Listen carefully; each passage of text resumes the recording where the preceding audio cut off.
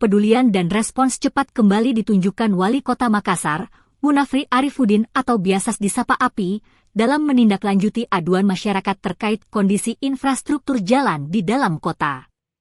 Setiap laporan warga, sekecil apapun, langsung mendapat perhatian serius demi menjamin keselamatan dan kenyamanan pengguna jalan.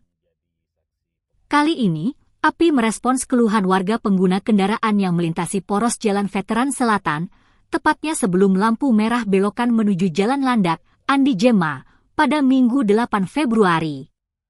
Kondisi jalan yang berlubang dan tidak merata membahayakan pengendara, terutama saat kondisi tertentu. Wali Kota Munafri bergerak cepat.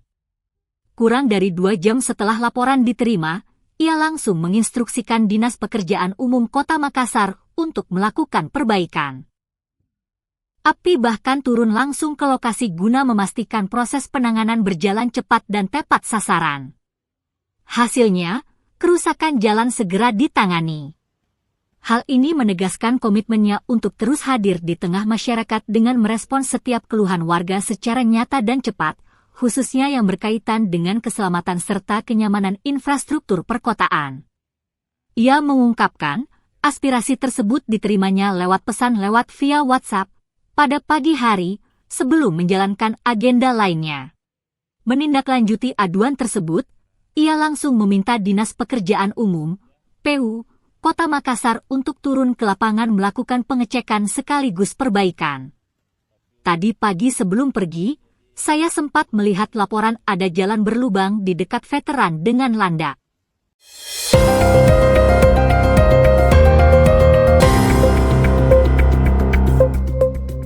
Seorang bocah bernama Gani ditemukan dalam kondisi meninggal dunia setelah tenggelam di embung sedalam 10 meter, Minggu petang, 8/2.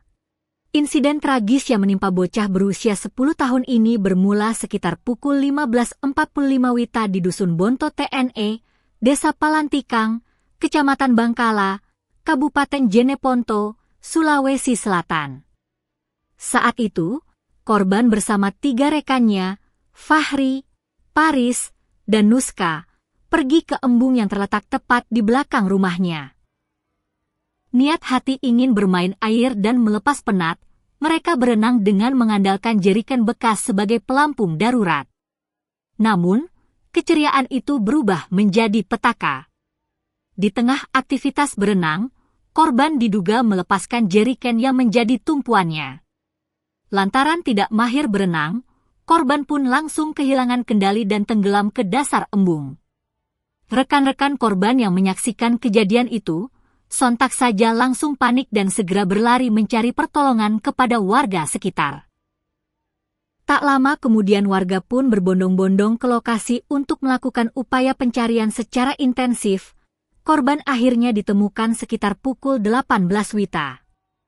Sayangnya, nyawa korban tidak tertolong dan ia dinyatakan meninggal dunia di tempat.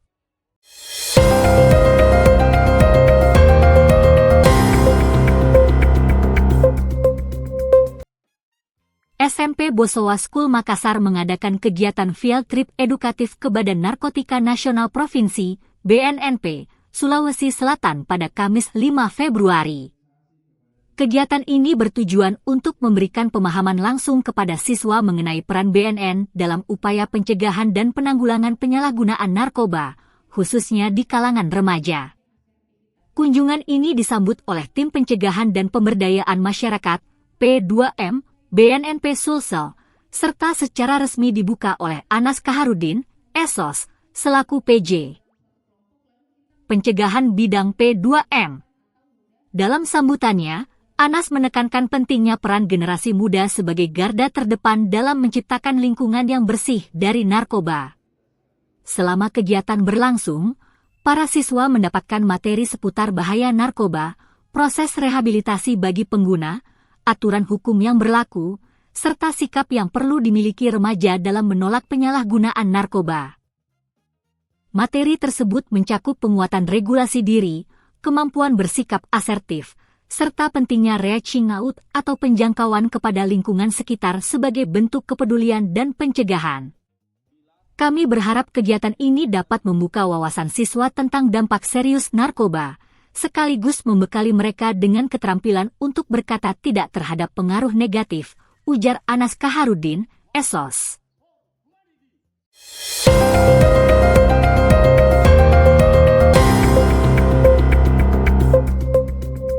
Manchester United, MU, dipastikan masih belum bisa menurunkan 3 pemainnya saat menghadapi West Ham United pada lanjutan Liga Inggris musim 2025-2026.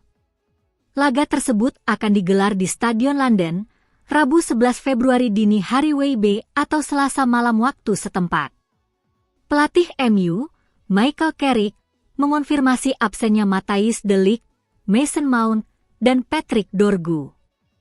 Pernyataan itu disampaikan Carrick sebagaimana dikutip dari laman resmi klub.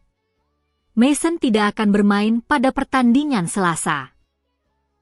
Namun, dia sepertinya bisa berlaga pada pertandingan berikutnya menghadapi Everton, ujar Carrick. Mount mengalami cedera akibat benturan saat sesi latihan pada awal Februari 2026.